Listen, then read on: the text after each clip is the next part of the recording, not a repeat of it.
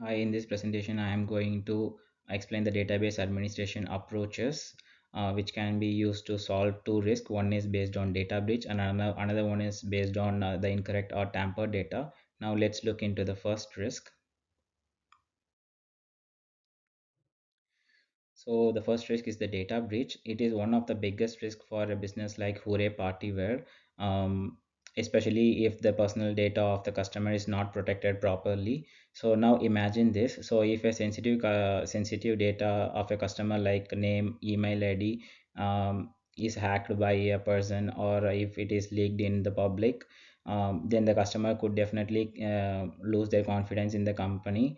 They might feel unsafe, and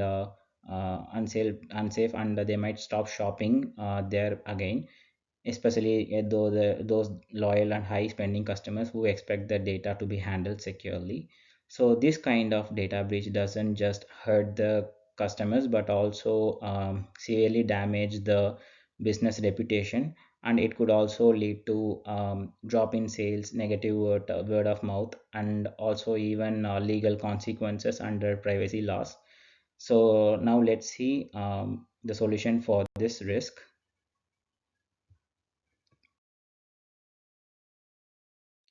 So the solution for this risk is access control. Access control is nothing but granting access based on the roles of the staff, and based on what they are going to do or see in the database.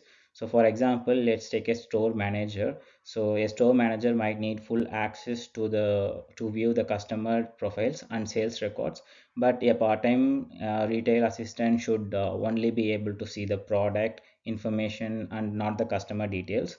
So this approach helps reduce the risk of accidental access, internal misuse, or data leaks. So now let's move to the next risk.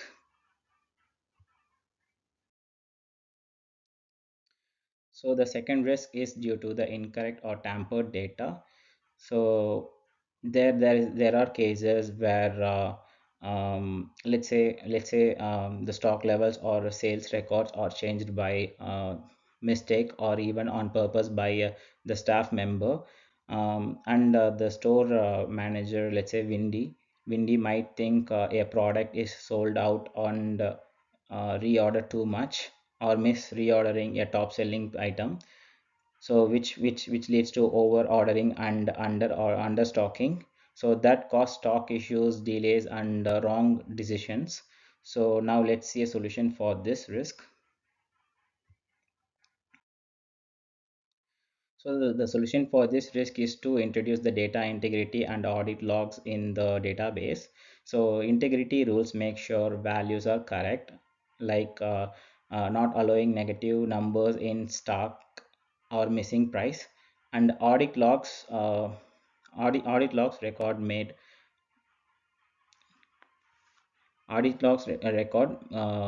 record who made the changes and when. This adds accountability and lets you track back if something goes wrong. So if a stamp member mistakenly enters 1,000 balloons were sold instead of 100, audit logs help find out who did it and fix it quickly.